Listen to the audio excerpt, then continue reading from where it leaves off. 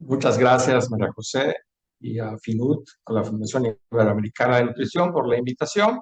Y pues vamos a hablar específicamente ahora de escenarios en donde tenemos el sobrepeso, la obesidad y la diabetes y el uso de edulcorantes. Esta es mi declaración de conflicto de interés. He recibido honorarios de diversas entidades públicas y privadas para realizar investigación y ninguna de estas entidades ha tenido participación alguna en la preparación de esta presentación. Y lo que subyace mucho en la discusión en los últimos 2 años es la declaración de la Organización Mundial de la Salud, de un comité de nutrición que tiene esta organización, que sugiere que los edulcorantes no calóricos no sean usados con el fin de control de peso o para reducir el riesgo de enfermedades no transmisibles. Y esto contrasta con recomendaciones como las de la American Diabetes Association o de las guías alimentarias de los Estados Unidos de América, que sugieren, por ejemplo, que sustituir azúcares añadidos por edulcorantes no calóricos o bajos en calorías pueden reducir la ingesta calórica en el corto plazo y constituir una ayuda para el manejo del peso, aunque hay cuestionamientos sobre su eficacia como una estrategia a largo plazo. Y al final vamos a ver también que hay varias organizaciones científicas que sugieren que pueden utilizarse en determinadas condiciones para disminuir el riesgo de enfermedades crónicas. Entonces, ¿por qué tenemos esa contradicción? Y vamos a tratar de ahondar un poquitito de dónde surge esta controversia. Ya el doctor Samuel Durán ha señalado que parte del problema que tenemos al analizar edulcorantes no calóricos es que los metemos muchas veces en la misma bolsa, cuando el aspartame es un dipéptido, la sacarina es una molécula anillada diferente, la sucralosa, el glutamato, en fin, cada uno de estos son moléculas diferentes, por lo tanto su metabolismo y su excreción es también diferente. Y probablemente también algunas pequeñas variantes en sus efectos biológicos pudieran ser diferentes. Son moléculas distintas que comparten el tener un escaso o nulo contenido calórico y comparten también el sabor dulce sobre los receptores del dulzor. Sin embargo, su absorción, su metabolismo y su excreción son variables y probablemente también algunas situaciones que tengan que ver con su impacto biológico. También para entender esto tenemos que entender cómo se analiza la eh, cómo se analiza la literatura científica. Y para eso es muy importante el esquema de la medicina basada en evidencia, en donde tenemos que para considerar la fuerza de una recomendación en salud pública o en la práctica clínica, nos vamos de lo más bajo de la pirámide, que son, por ejemplo, revisiones narrativas, series de casos, estudios transversales, y vamos ascendiendo en la escala a los estudios de corte, que son estos estudios observacionales que nos dan ventajas en cuanto a que podemos observar, como su nombre lo indica a poblaciones grandes y durante largo tiempo, pero que la presencia de factores de confusión, aunque se puede atenuar, no se elimina por completo nunca. Y para establecer fenómenos de causalidad, es decir, causa-efecto, pues descansamos en los ensayos clínicos controlados y en los metaanálisis y revisiones sistemáticas de ensayos clínicos sistemáticos como la evidencia más fuerte cuando estos están bien realizados. Entonces, sin embargo, un ensayo clínico controlado puede ser disminuido en su fuerza como calidad de evidencia si tiene inconsistencias, imprecisiones, y un estudio observacional puede ser ascendido, como cuando sube uno a la clase Premier en el avión, ¿verdad? Cuando las asociaciones que establecen son de gran magnitud, cuando se demuestra con claridad una dosis respuesta y cuando se atenúan los factores confusores, cosa que no siempre se consigue.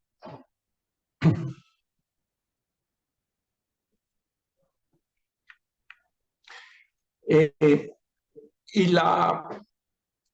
recomendación de la organización, del Comité de Nutrición de la Organización Mundial de la Salud, proviene de este documento que fue analizado, que es una serie de revisiones sistemáticas con metaanálisis que utilizó como base de trabajo este comité de la OMS. El peso que se le dio en este caso la Organización Mundial de la Salud para hacer su recomendación, que por cierto es una recomendación condicionada. Condicionada quiere decir que la calidad de la evidencia es baja y que hay motivos para generar cierta reserva sobre la afirmación, o sea, al emitir una recomendación condicionada, el propio comité que la emite admite que hay reservas en cuanto a la calidad de la evidencia. Lo curioso es que el comité de la OMS le dio más fuerza a los estudios observacionales que están más abajo en la pirámide de la evidencia y que provienen de una calidad de la evidencia baja o muy baja, debido a que provienen precisamente de estudios observacionales que tienen más riesgo de sesgo, es decir, el incremento a largo plazo de la obesidad, del índice de masa corporal, incremento en tasas prospectivas de diabetes, incrementos en la mortalidad. Si ustedes ven aquí, dice baja, baja, baja o muy baja evidencia, ¿sí? En donde estos resultados contrastan precisamente con los ensayos clínicos aleatorizados, que sí están diseñados para demostrar causalidad y tienen la mayor fuerza para poder emitir recomendaciones. En estos se demuestra y se ha demostrado de manera bastante consistente en los metaanálisis, cuando se trata de ensayos clínicos controlados aleatorizados, una disminución de peso con el uso de edulcorantes y del índice de masa corporal, neutralidad en los marcadores intermedios de diabetes, como son glucosa, insulina, resistencia a la insulina o hemoglobina glicada, y efectos favorables sobre el colesterol HDL, ¿sí? Y disminución de la ingesta calórica total en los estudios, así como disminución de la ingesta de azúcares cuando se compara con otros comparadores, como incluso contra placebo. Entonces, la idea de que de que aumentan el apetito, por ejemplo, o de que incrementan el, el interés por otros alimentos dulces, no se sostiene en los ensayos clínicos controlados cuando se controlan los factores confusores, precisamente. Para entender esto, les voy a poner este ejemplo, que es uno de los estudios que más se utilizan en las evaluaciones como la que hizo la Organización Mundial de la Salud, que es el estudio META, que es un análisis en donde se evalúa, es una corte, un grupo de más de 5,000 participantes que no tenían diabetes al inicio del estudio,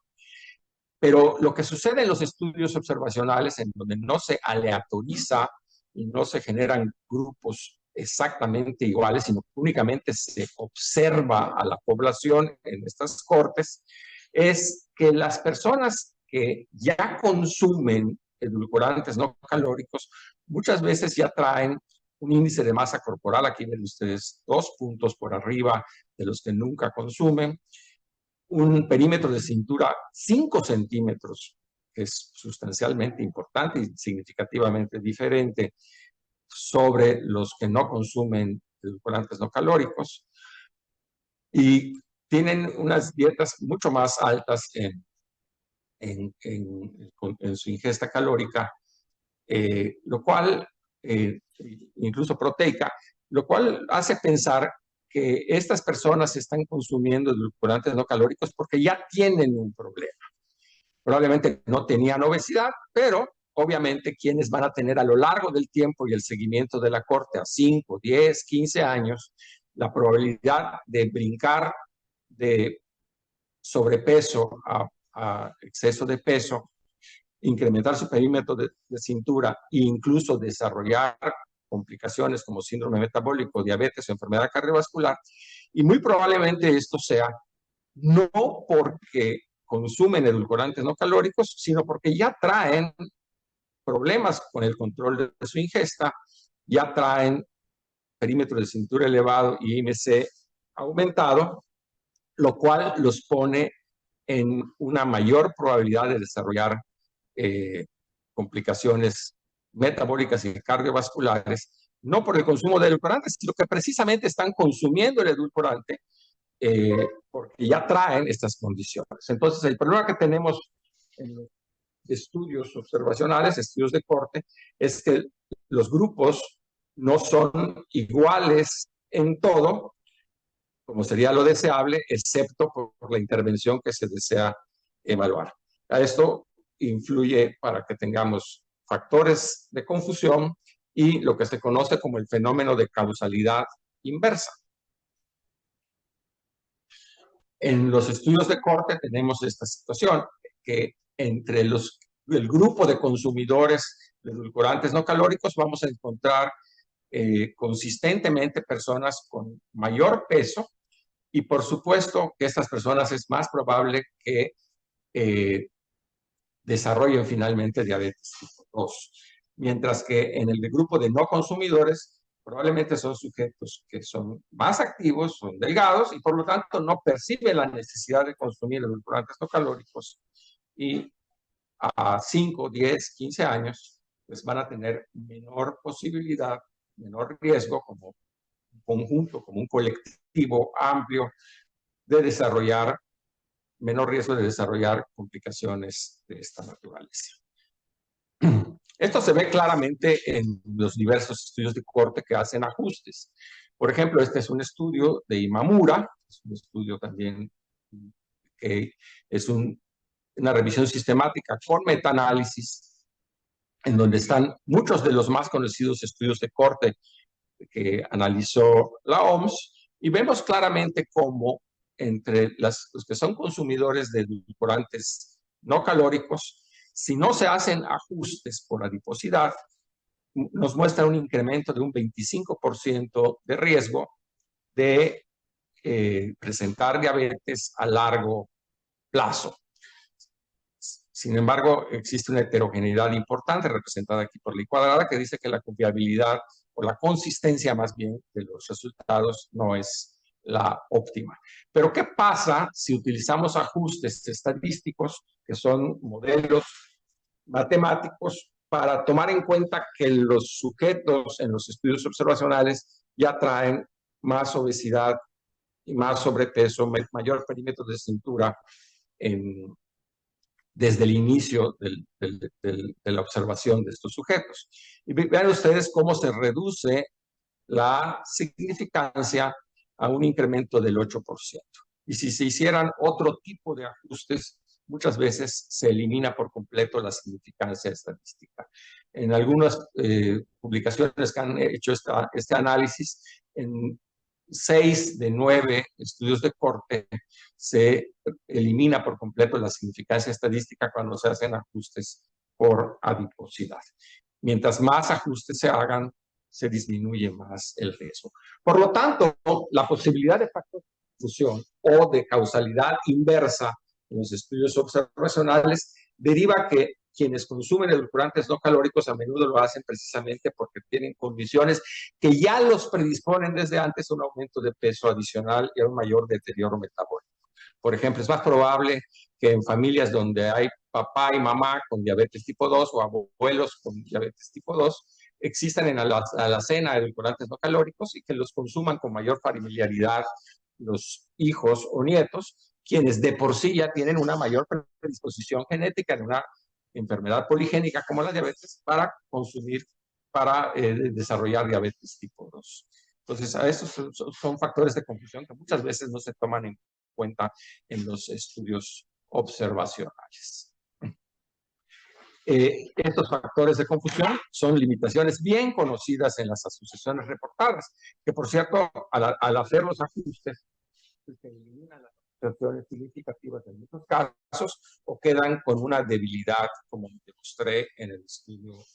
anterior. Entonces, una proporción importante de los participantes en este tipo de estudios utilizan edulcorantes no calóricos porque ya tienen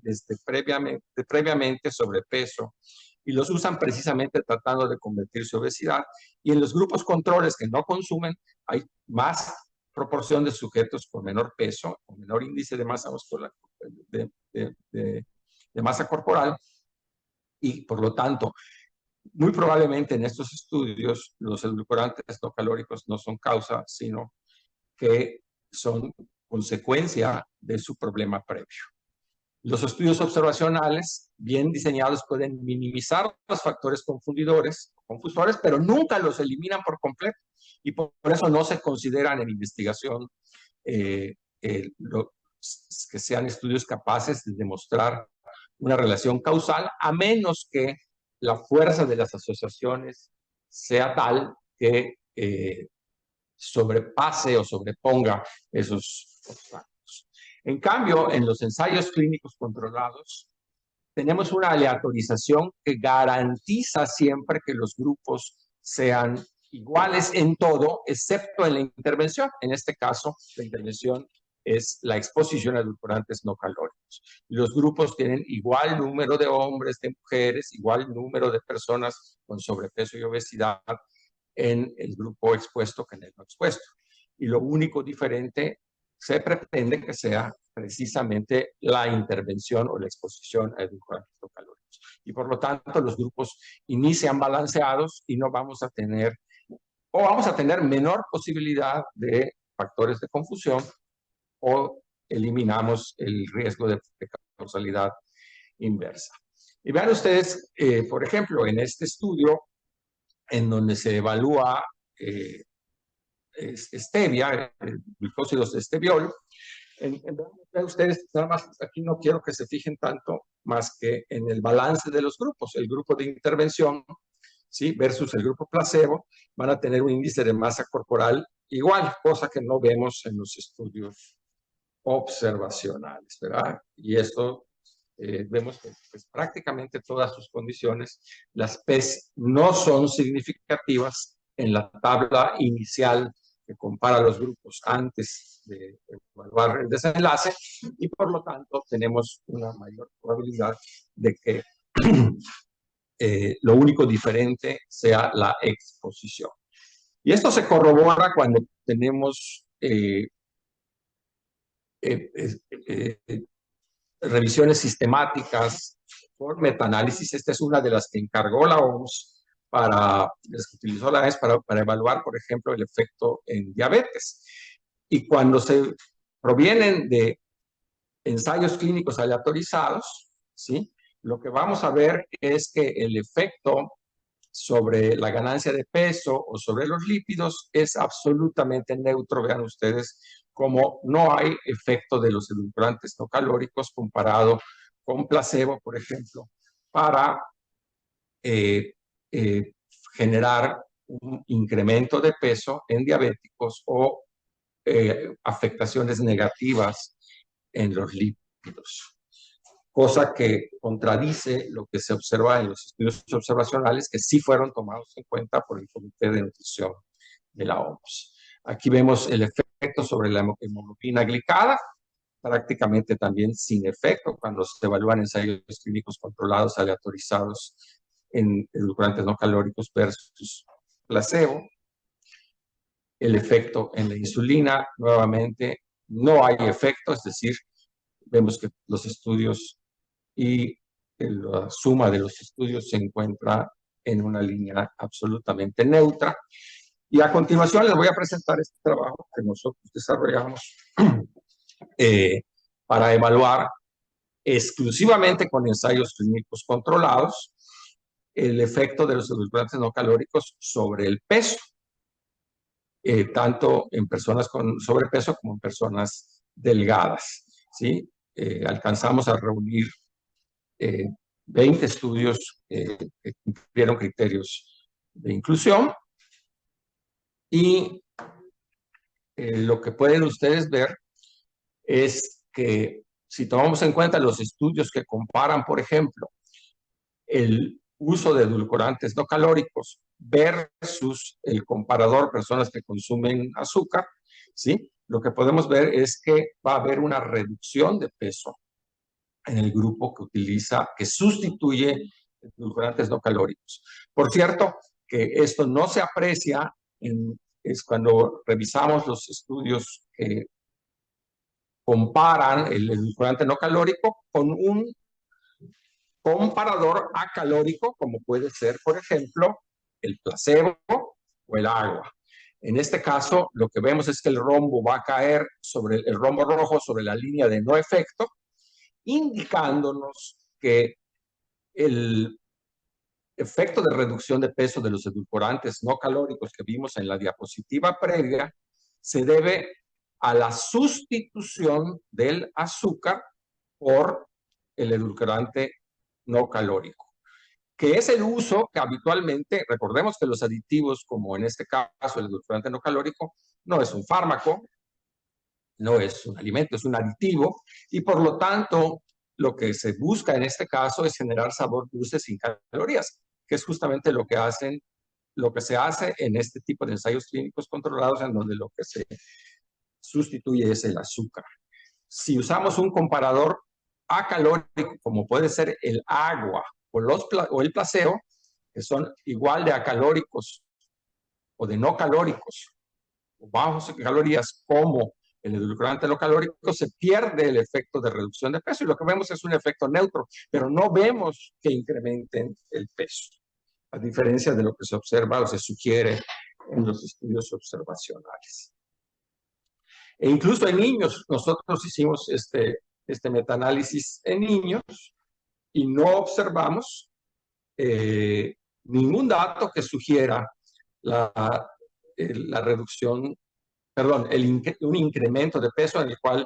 el rombo se desplazaría hacia la derecha. Lo que vemos es que en todo caso el rombo está desplazado hacia la izquierda, pero no alcanza significancia estadística como en los adultos. En el metaanálisis que encabezó Adán Espinosa, que presentó Samuel, observamos más o menos los mismos efectos, ¿verdad? No, no incremento de peso en los estudios que basan su diseño en ensayos clínicos controlados, aleatorizados. Entonces, de ahí viene la controversia. Y ahí va a mantenerse la controversia porque hay quienes sostenemos que el mejor nivel de evidencia, que son los ensayos clínicos controlados, incluso en el reporte de la OMS se pueden apreciar todos estos estudios y todos estos metaanálisis que hablan precisamente del efecto sobre el peso, sobre la diabetes, no muestran un incremento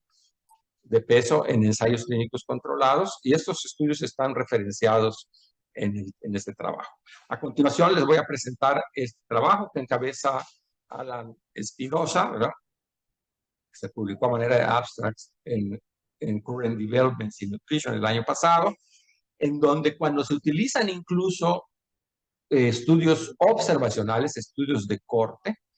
pero se utilizan modelos de sustitución, ¿sí? Y en los estudios se puede apreciar a lo largo del tiempo. El problema es que muchos estudios observacionales solo tienen una evaluación nutricional inicial y una evaluación nutricional final. Y esto hace que pensemos que las personas no cambian su preferencia a lo largo de los años. pues resulta que sí cambian y van sustituyendo. Y para eso se pueden utilizar modelos de sustitución que evalúan el uso o cómo la gente va cambiando el consumo de bebidas azucaradas a bebidas con edulcorantes no calóricas, o de bebidas azucaradas por agua, o de bebidas con, con edulcorantes no calóricos a agua. Y es este tipo de modelo de sustitución, este tipo de modelo también ha sido evaluado por el grupo del doctor Steven Piper en Canadá, llegando exactamente a los mismos resultados. Y los resultados indican que las personas que utilizan, estoy hablando de estudios observacionales, incrementan el uso de edulcorantes no calóricos, ¿sí? Y se utilizan modelos de sustitución, ganan menos peso a lo largo de, aún en los estudios de corte, que insisto, varios de estos estudios de corte son los mismos que la OMS utilizó, pero sin evaluar los modelos de sustitución. Y en todos los casos vemos que si se sustituyan, por ejemplo, edulcorantes, bebidas con azúcar, con bebidas con edulcorantes no calóricas, tenemos una reducción de peso, ¿sí? Si utilizamos